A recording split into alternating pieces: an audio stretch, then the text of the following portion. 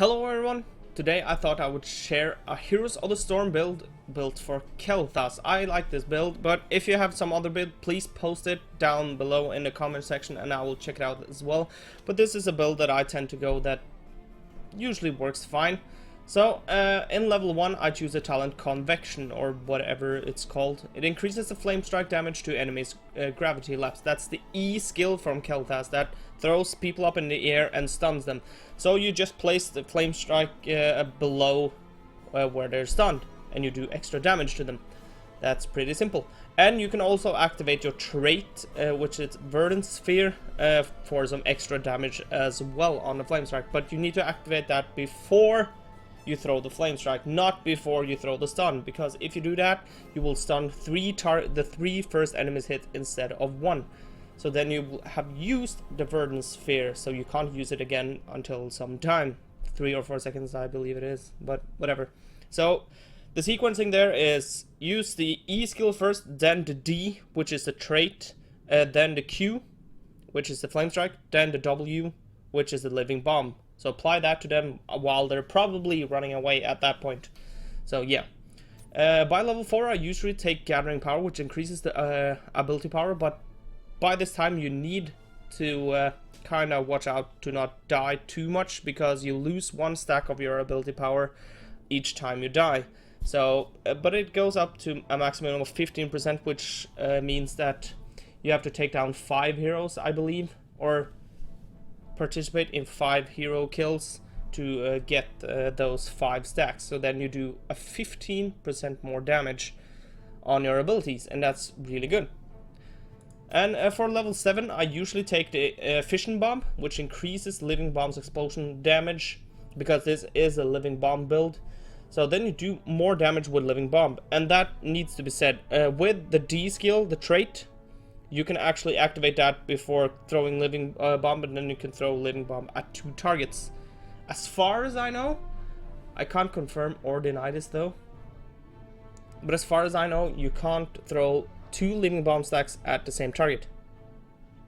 But I don't know if that's true or not.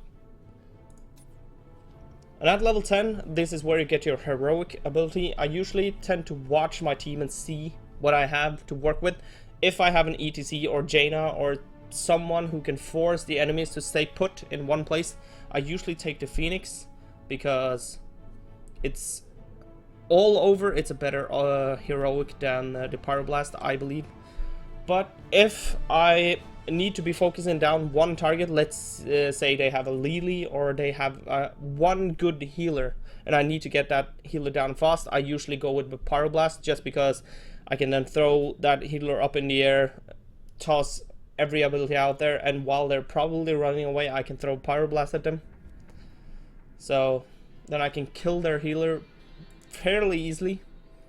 And by level 13 I usually choose Chain Bomb, which applies the Living Bomb to enemies who is not already affected by it when it pops on the current target.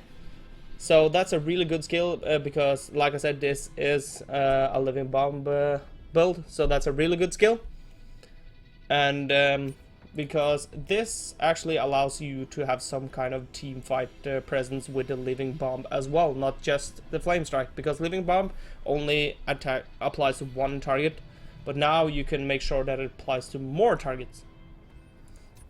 By level 16 I usually go Ignite, which makes it so that the Flame Strike also applies Living Bomb, so that's really good as well. And by level 20 I usually go, I usually never go the Rebirth for some reason, because I don't think that the duration of the Phoenix really matters too much, because you can always go out of the Phoenix, the circle, the radius of the Phoenix before actually it is over. So increasing it to the double amount of time, I usually don't see the point in that. But the presence of mind, if I go Pyroblast, sometimes I go that just because the cooldown is reduced by 10 seconds for every enemy hero hit. Or I go Arcane Power, and not because of the mana, because you don't need the mana, that amount of mana at level 20 usually, I go with 40 increase of ability power, so I activate that and I throw all of my abilities at one target. Or I go Bolt of the Storm, just because it's a great escape mechanism or a surprise. You say that you catch someone who is actually out on the wrong lane by themselves. You can usually pop out from the shadow, throw every ability at them, and they're dead. So that's usually a very good thing. But anyways, that's the things that I go with Kael'Thas, and I tried to explain a bit of why I'm going those things. But as I said earlier in the video, if you have some kind of build that you think is better than this, please post it down below. I am really intrigued by this game, and I really want to learn how to play heroes correctly, if you will.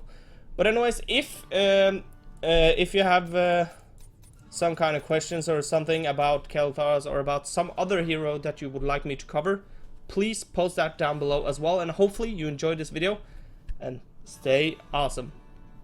Thank you for watching this episode of PrezWaste Gaming. If you enjoyed the episode, please like, comment, and or subscribe. If you would like to stay updated with the latest news on PrezWaste Gaming, please check out my Facebook page, PrezWaste, or my Twitter @PrezWaste. Links are in the description. Again, thank you for watching.